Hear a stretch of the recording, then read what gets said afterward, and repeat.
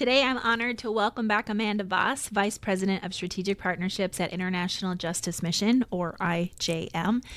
If you didn't catch our previous episode, be sure to go back and listen to episode 3, where Amanda and I talked and explored the heartbreaking realities of online child exploitation and the incredible work that IJM is doing around the world to protect vulnerable children from trafficking situations and kids that are trapped in modern day slavery. Today's conversation, we're getting even more personal. Amanda isn't just a leader in this fight. She's a mom of 4 kids herself.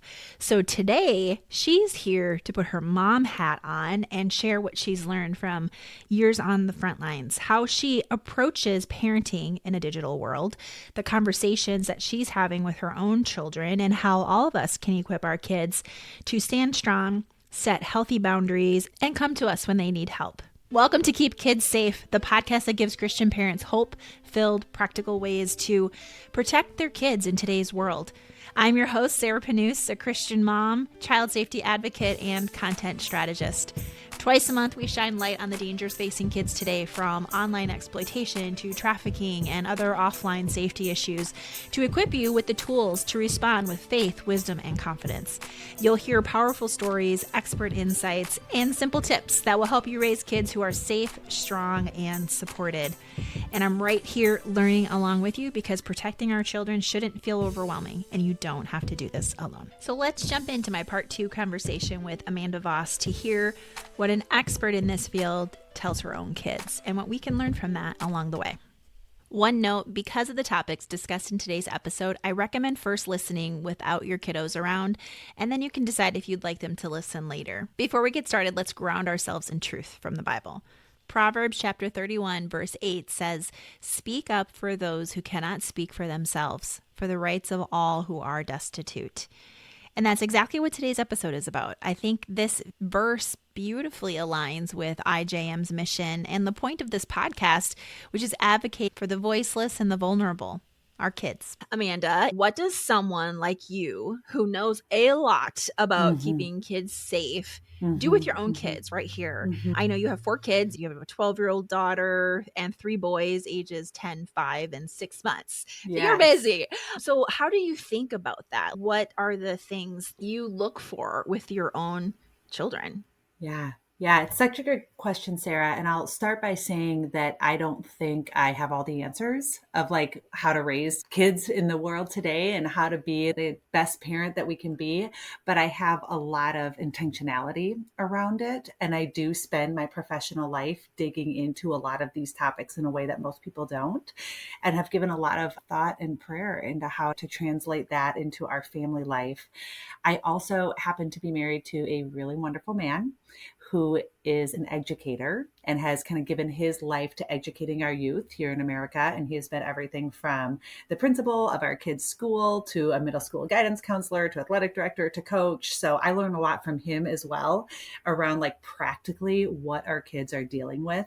And we just do the best we can in trying to shepherd our kids with real like openness and honesty about just the challenges of what it means to be growing up in the world today.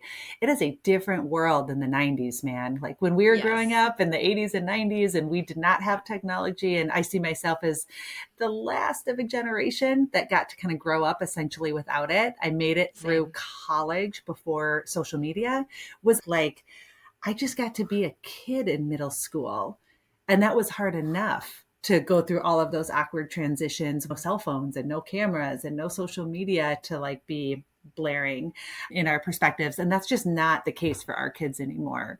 So I think the first thing, Sarah, is just getting a little bit more realistic with ourselves about the state of the world and what our kids are engaging in. I think most of the moms I interact with in my own social life, and I definitely have this same kind of temptation, we have this sense of, well, sure, all of that like terrible stuff is happening online, but not my kid. And not to my kids and their friends. Like they're really sweet and innocent and respectful, and they're not being touched by that yet. And we're just getting into sort of like the tween and middle school ages. So I think especially in that stage, late elementary and early middle school, that's often, I think, the perspective.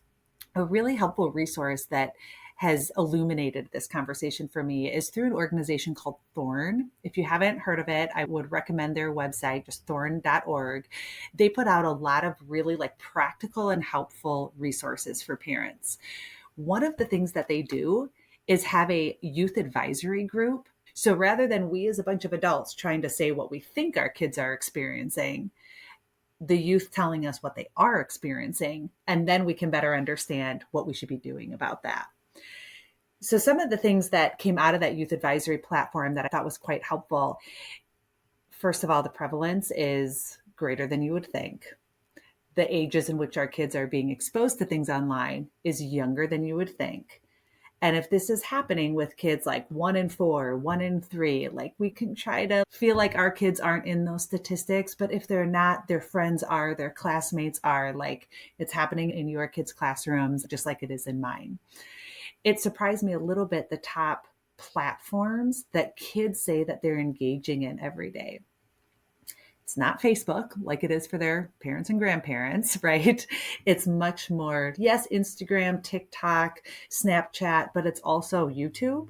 And then like Minecraft, Roblox, Fortnite, these online gaming platforms that are much more leveraged for grooming, for all kinds of behaviors that you would not want your kid to be a part of, that you might think are available on social media and not realize are happening on gaming websites as well. It's so interesting you say that because I stumbled across a new podcast called Scrolling to Death. And she is Yeah. focused on helping give content for parents that are worried about social media for their kids. Yeah.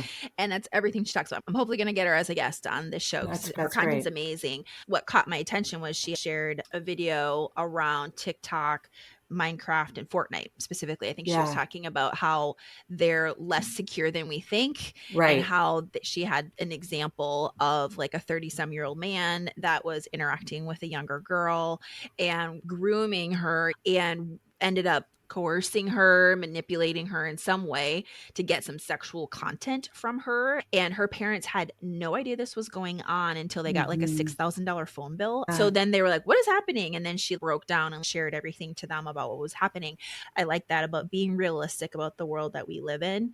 And just, I think how many people want to just target these kids and come at them from all different angles, which is why I want to keep kids safe. It's like, how do we think about it? Right. Because it's just another layer of complexities, unfortunately, that our kids Right. have to deal with. But we can empower them and educate them and We help can. them to navigate We in this can. world. So, what would you say, what has working at IJM taught you about parenting? Is it that being realistic Yeah. about the world that we live in?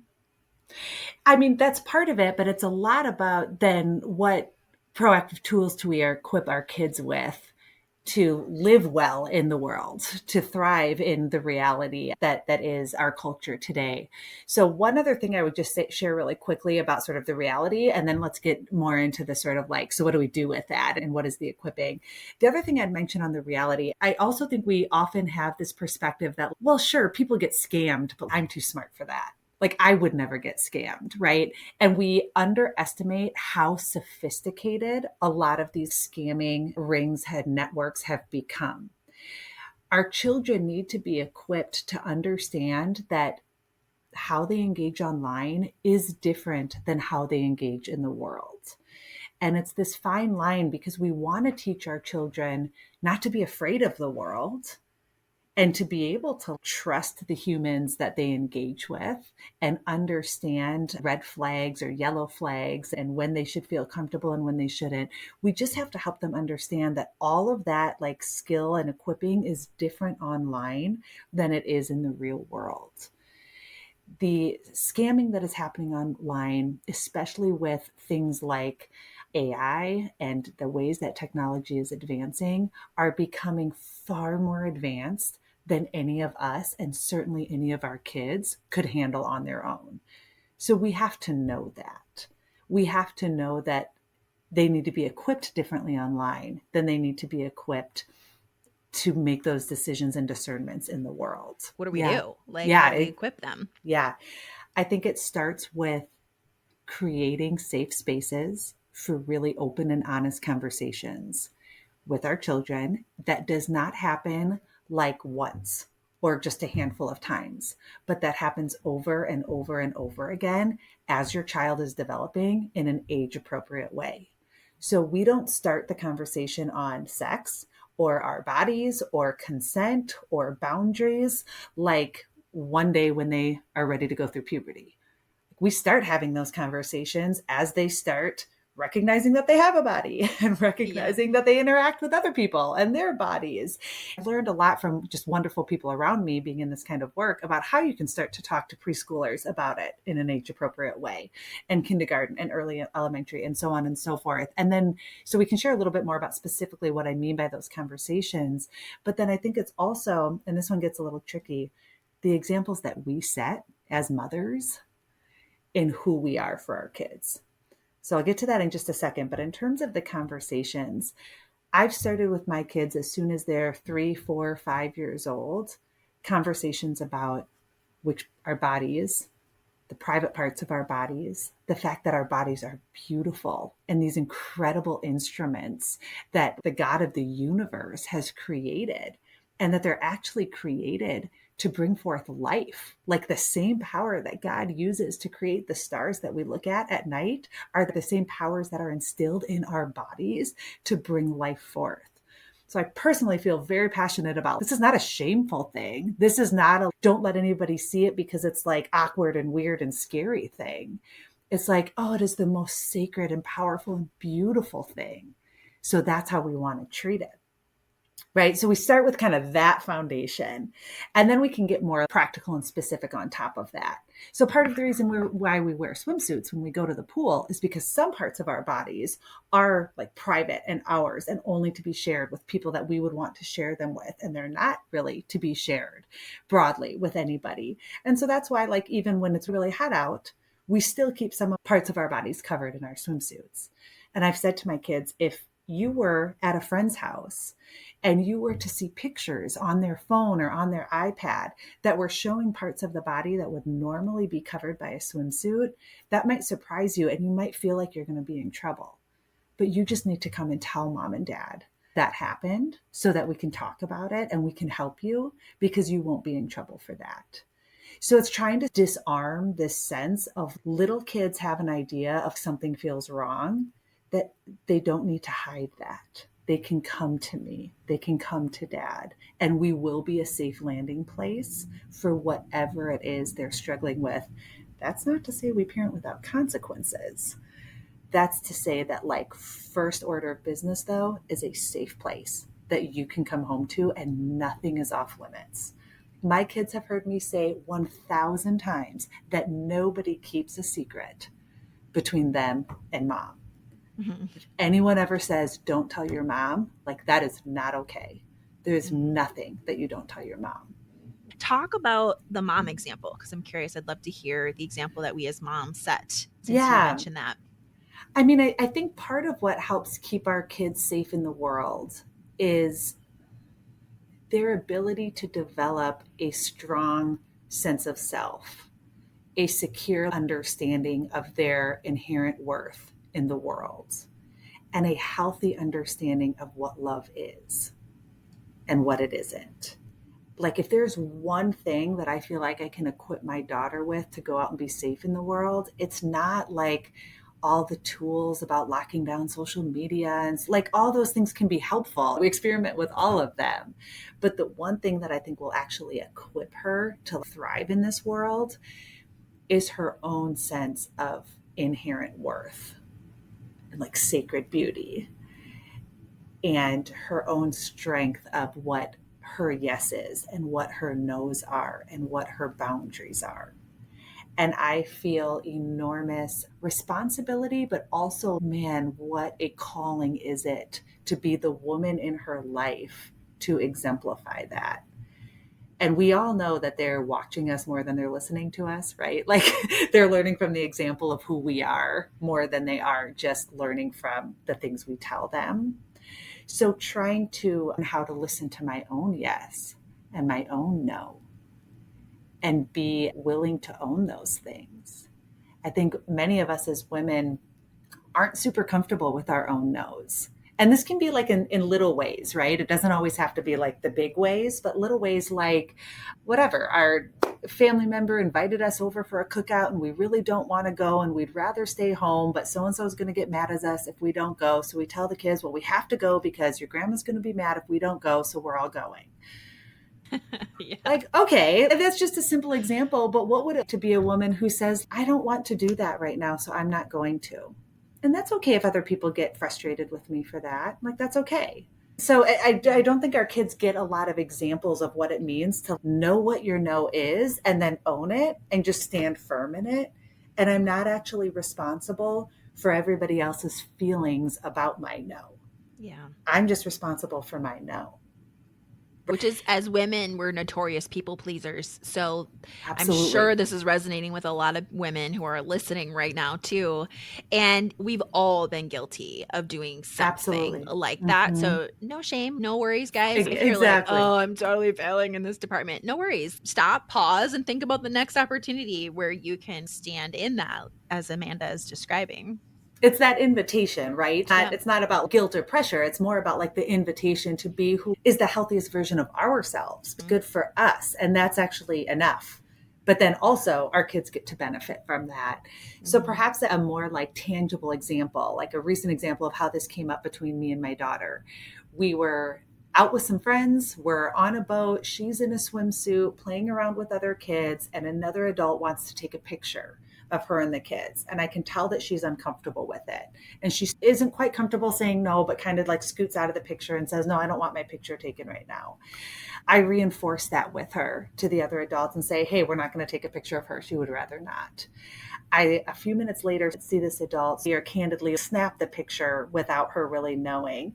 And that sounds maybe a little more dramatic than it was in the moment. And I don't think they meant any harm by it, but it was an example of like us holding that boundary and saying, hey, she would prefer not to have her picture taken right now. That is actually like her right to say that. So what we're going to do here is not take her picture.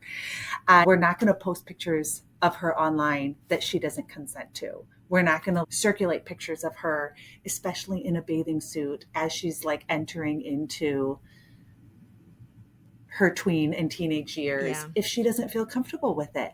And she doesn't have to carry everybody else's opinion about that. It's hers and it is ours. So there's these ways that I think we can start to help our kids see how they draw their boundaries, how they can stand firm within them, what consent can look like. That just builds over time, like in normal everyday life. And it's just a part of how we're always talking and always engaging with each other rather than a couple of big conversations that happen at key points of their upbringing, but more of like just a way that we strive to live. Okay, so having open conversations frequently, so it makes the subject less taboo and Right. it creates that open space down the road to have those safe conversations and open conversations when they need to really happen, that they'll come to Right. you.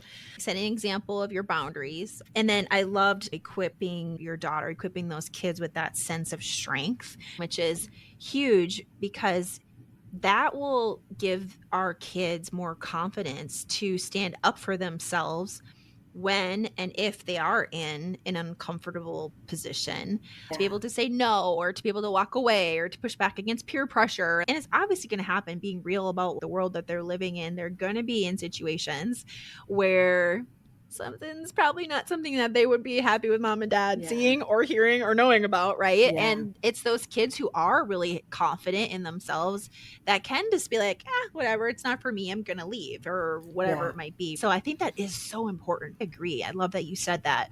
Be mindful about that, of how we Mm-hmm. help Mm-hmm. them with their own sense of strength and confidence. It's that inner knowing too, like only you know what is right for you at different stages and where your yes is a yes and where your no is a no.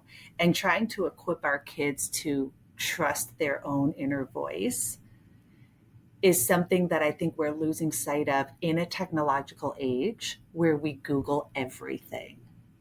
I mean, you think about it, like a question comes up that we would used to think critically about. Now we pull up our phone and we Google it. Are we losing our ability to hear our own sense of self, to hear our own inner voice in that. So those can be in really little ways. Like your child asks you, what should I have for snack? What should I wear to the birthday party? What should I, whatever? The answer of, well, what do you think? What feels best to you? What do you think is right for you? And of course, there's practical ways in which parents have to answer that question for our kids in certain scenarios, but there's so many scenarios in which our kid could learn to answer that question for himself or for herself if encouraged to do so. And I think that builds over time to then when it comes like the big career decision, the big, should I break up with him or marry him or whatever, the big decisions in life, they've had this years and years of practice just here knowing themselves and hearing their own inner voice and trusting that. So that to me is like the big one that feels really wonderful and positive and life-giving to me. There's also then just some really practical things underneath that, Sarah, that I think our parents didn't have to think about that we do because of how technology has evolved. So, for example, like I mentioned that website, Thorn, one of the things that their resources are going to show you is just the astonishing rate at which kids are being exposed to not only like pornography online, like as if that's not difficult enough, but even like nude images of each other as classmates or being passed around with one another. This idea of like financial sextortion. This is an example of when I say we think we're a little too smart for the scamming and don't realize how sophisticated it's become.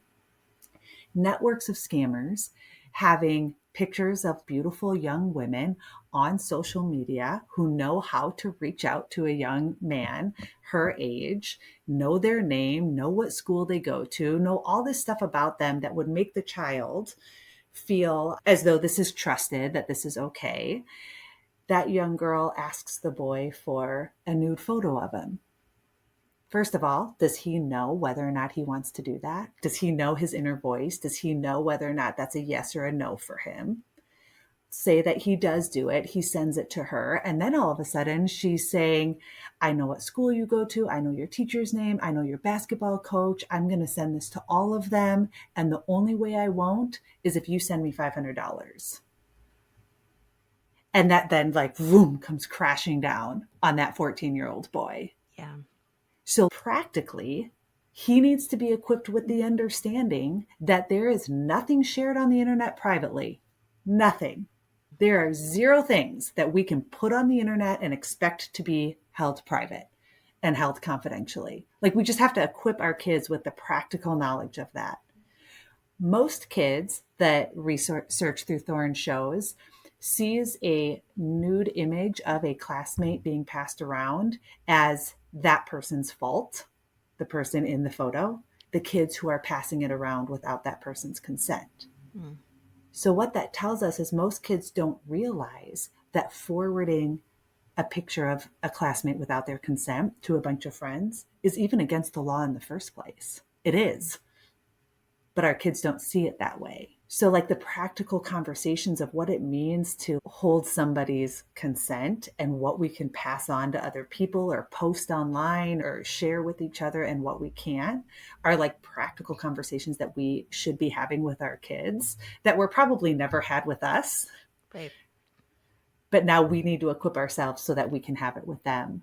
I recently learned a really unfortunate term that I wish I hadn't heard. The term is nudify. There's apps out there that are actually using AI to generate nude photos of middle school kids, of high school kids that they didn't even generate. I mean, you've all seen like the headlines around the deep fakes with Taylor Swift, for example. So even if my child never wanted to engage in this and has been very safe in her own decisions and actions online, they can still become a part of it because that's how technology has evolved. So if we're not learning this stuff for ourselves, we're not equipped to talk to our kids about it. Mm-hmm. And then if we're not creating a safe enough space for our kids that none of these topics are off limits because everything is available to be talked about in our house, then we're not in a position to come alongside them and help them when they will inevitably be exposed to some version of some of this. We have to know that.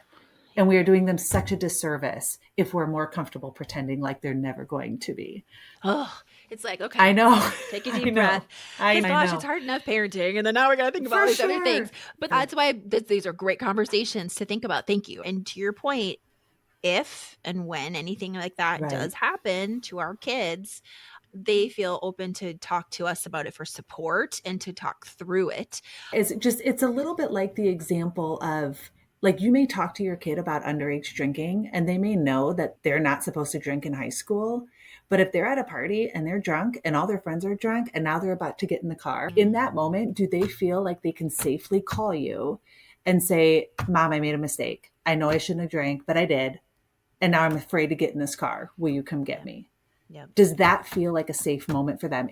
Like, how do we translate that then to the online space? Yes, we have personal responsibility. Yes, we are talking about what is right and wrong. And there are real consequences when you make bad decisions. Mm-hmm. But when you make your worst decision, when you, like, the moment that you are sitting in your biggest mistake, am I still a safe place for you to come to? And it is an unequivocal yes. It's not foolproof. Maybe this stuff just helps me sleep a little bit better at night. It's not foolproof. I don't think it's the silver bullet answer, but I think it's one of the things that we can equip our families with. I would add to that too something else I've heard that I like the idea of, and we've talked with our kids about too. Kind of think of your hand and who are 5 different Yeah. people, like 5 different Yeah. adults that you could go to and trust. Because maybe there'll be a scenario where they really don't want to Yeah. talk to mom Right. about this, Right. but they could talk to their teacher or their aunt or uncle or an adult that is trustworthy that they could also go to. So it just gives them some other venues, because ideally we just want them to be able to go to somebody for the support versus doing something that could be very detrimental to them. So, okay. So I would normally, this is the point where I would say action steps. What should we do? You've given us tons of action steps. Anything else that we haven't covered already? I would say just make a plan. Like, if you and your husband are parenting your kids together, have you first, as co-parents, made a plan of what the foundation of online safety looks like in your house? What are you comfortable with and what aren't you? At what age are you comfortable with your kid having a cell phone? What are you comfortable with them accessing on their cell phone? Just because they have a cell phone doesn't mean they should be alone with it in the middle of the night every night. Where does the cell phone go? What is the foundation of, like, your yes and no, right? Like, of your boundaries around this for your family. But it's not just about tech rules in a vacuum. It's about your family's ethics, what you stand for, the kind of environment that you are creating. So my biggest encouragement is have those conversations. If you aren't, Thorn is a great resource for discussion guides for parents that will actually walk you through, like, how to talk about these different tough topics at different ages. It's not perfect. You may find some things on there you disagree with, and that's okay, but it is really helpful. Another resource I would mention is NCMEC. If you're not familiar with that acronym, National Center for Missing and Exploited Children puts a number of good resources out for parents that are helpful. There's a tool called Take It Down, in which a child could essentially work through some steps to have an image of them that is circulating online be blocked from Instagram, from Facebook, from even Pornhub and OnlyFans. Like, all of the platforms have agreed that if proactively requested through this Take It Down site, that image can be hashed and blocked from platforms. So that's just an example of, there are really practical and meaningful tools out there for you. You don't need to become experts in all of them all at once, but know they're available. Have the conversations, keep the conversations going, and know that none of us are navigating this alone. We're all navigating this together, and there's a lot of really good and wonderful reasons to be hopeful, and some really practical things that we can do to help keep our kids safe. Tell us how people can connect with you online or want to hear more about IJM and the work you're doing with International Justice Mission. I would point you to IJM.org, so International Justice Mission, as well as Thorn.org for some of the more practical resources. Just Amanda Vohs at Instagram, and can find a lot more resources there. Parents, I know these conversations can feel heavy, but remember, you don't have to be perfect to be a safe place for your kids. You just have to show up, stay curious, and keep the dialogue going. If you found this episode helpful, would you please do me a quick favor? Leave a rating or review. It helps other parents like you discover the show and join this mission to protect kids with faith, wisdom, and courage. You were chosen to be your child's parent for a reason. With God's help, you are fully equipped to guide, nurture, and protect them one conversation at a time. It's hard. We don't know what we don't know, right? So keep listening and we'll keep uncovering topics like this in future episodes. God bless.